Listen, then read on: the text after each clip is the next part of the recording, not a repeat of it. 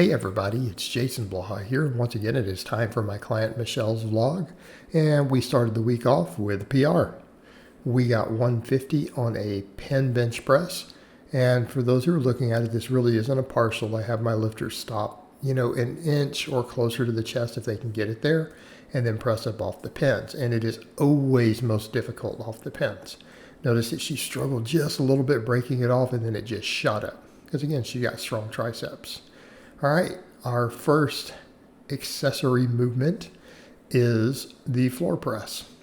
Again, floor press works great for building up the bench, particularly people who stick close to off the chest or in the middle.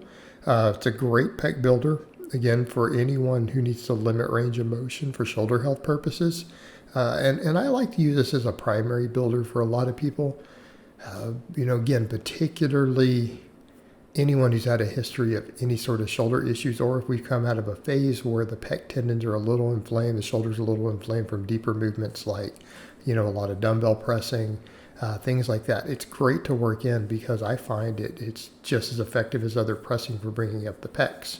Okay, even though it is a slight partial, just the nature of the movement, that dead stop and having to use the chest to explode off the bottom seems to make up for a lot of that.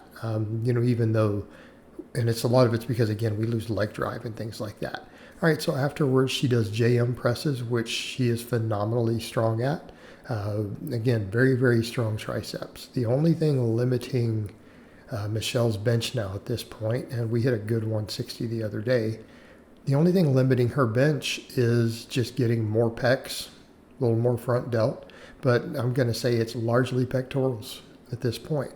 Why? Her triceps are crazy strong.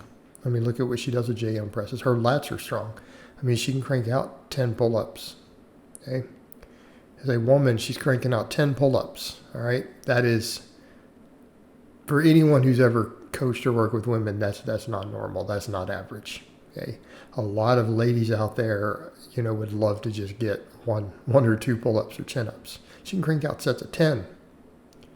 Okay, so this is not a weakling for her. Lats are not limiting any of it. So really, it's just pectorals at this point. And it's largely because of shoulder issues. She couldn't bench wide for years. I've got her fixed to where she can bench wide. So now we're playing catch up, and it's working. All right, so for further supplemental work, we're doing the incline rows. We do plate front raises. Now, the plate front raises, I really like these for people who can't do incline. Due to some of her medical history, inclines still hurt her shoulders. They feel like they're grinding bone on bone. I think a goal that I want to have eventually long-term for her is to be able to incline pain-free. I can't guarantee that that's going to happen. I would like to reach that goal for her. But for people who really the incline is problematic, either from a recovery perspective because of the total volumes we're doing, or again, previous injuries, anatomical issues in the shoulder, I like the front raise as a replacement. Yes, it's not as big of a movement, but in terms of the upper chest and the front delt development, it can absolutely hang with the incline. And I think that's the point that we have to look at these things with, is saying, okay, what exercise, it's not what exercise is the best for doing something, what exercise is the right fit for your lifter in their current program. We have to look at these tools that way. All right, by the way, that SSB squat, that was a PR, 240 on the safety squat bar. Again, the most difficult bar to squat. There are people out there who are like, well, I can squat just as much on it as my back squat. Like, yeah, I actually can too, for the record. I can squat as much with that bar also. Most people can't. Okay, most people can't. So, we're 20 pounds under her best squat PR right there with the safety squat bar. That's actually really good because the safety squat bar for her is her weakest bar. So when we hit PRs on it, we know her squat is going up. And we know her squat's going up, or her upper back is just getting stronger. All right. So I have her do chin-ups on this day. We do safety bar good mornings. And I may rotate bars and stuff on this. I like to, again, if we need to break up monotony on these movements, I'll have her add chains and stuff like that. We can also do these off pins. I don't like to take people to a straight bar who have specialty bars, though. It's like there's no reason to put the stress on your shoulders on these or your biceps by putting it into a squat position if we have access to safety bars, So just something I very rarely do. So to change things up, in her case, we might take them to, hitting pins, hitting chains or sling supported, adding chains, adding reverse bands. I don't like to put bands over good mornings, but I'll do reverse bands. All right, changing up the leg work. She kind of maxed out the goblet squats, and I wanted to change things a little bit. So we were going over to single leg squats. So why single leg squats? The ability to build balance development. Okay, balance development, because we can ensure the same reps and same work on each side by doing them on the leg press. And because it's on a machine, it's kind of hard to cheat. You can't cheat to the same degree that you can if things get a little squirrely trying to match reps that you can doing some other single leg exercises, because we are kind of locked in. So I actually like these. And some of my really, really strong squatters, I've done actually a lot of work for them on single leg squats. And I'm talking guys who are squatting 550, 600 without wraps. I like that as a tool for them. Now, granted, I think belt squats are just as good, but not everyone has access to one.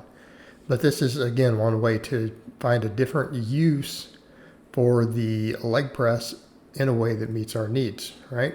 We can make it into an isolateral leg movement, and it's very, very effective for that. Okay, and then, of course, she finishes up her training with glute ham raises, which we're now doing weighted, and reverse hyperextensions. And I believe at this point she's up over 200 pounds on these, which is, probably as heavy as we need to go. If anything, let me watch the set. I didn't actually look at it that close before I dropped it into the blog software. But I was going to say, if anything, we could try to make them stricter rather than add weight at this point. But she looks pretty strict. Her range of motion is good. She's strict on them. So what's this tell us about her lower back right now? Her lower back is in a great position. A great position for us to keep making progress. Her lower back is almost bulletproofed at this point. Okay, over to dynamic effort upper day. We're benching against chains. We are changing this wave. We're going heavier now. She's got meets coming up. We're going to do a lot of doubles, a lot of triples with heavier weight. So I'm taking the weight way up to where her total weight with plates and chains is 75% of her max. Because with her, she has a little less chain tuning. She's obviously not running the really big maxes that my male lifters are running.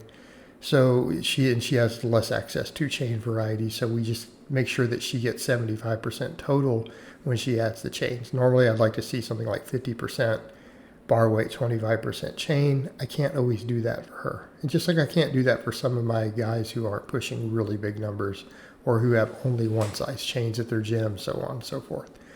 So again, as long as it ends up being 75% total at the top, I'm happy. And the bar moved relatively fast for that percentage. She's moving pretty quick. She's gotten a lot more explosive.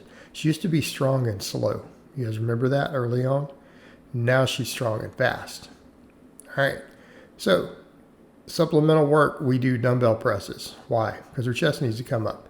And she's now gotten to where her shoulders are healthy enough she can flare those out more. We can get a deeper stretch on the pectoral, get it into that lengthened position, put meat on it. Because she has to get bigger. Up next, JM presses, which again, a mainstay for her right now. They keep her triceps crazy strong. She has strong triceps, and we're going to keep them that way for a while. And if I need to back those out for even more chest pressing or whatever, we can take them out and replace them with a bunch of band work if need be. And it's always an option because I don't think her triceps are going to regress. Okay, to change things up a little bit, she had asked, can I do stuff like the rings for inverted rows? I'm like, yeah, go for it. Again, we can change stuff up to avoid overuse, okay, because that's always an issue with my advanced people. So she did her inverted rows with rings this time.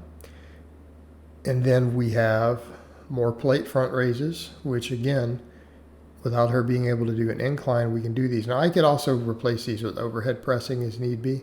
But right now, because we're doing all that extra tricep work, I don't think that we need additional pressing in here. I want to just do, single joint movements to bring up those weaker links at the moment. If we weren't doing the JM presses, of course, then we could consider another heavy press in there. Then we finish up the week with dynamic effort, lower day. And I'm not going to include a lot of the assistance work here because the video is running a little bit long, so we don't need all of that.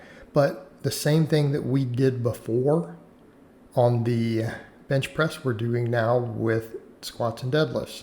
So those percentages are up there at the same. We're running chains. Again, if she's going heavier again, I don't want to throw bands at her yet. We want to master it with chains, and then we'll go into a wave with bands. So again, obviously you can tell the weights are a little bit heavier. It's moving a hair slower, but it's controlled. It's still fast. It's what we want to see.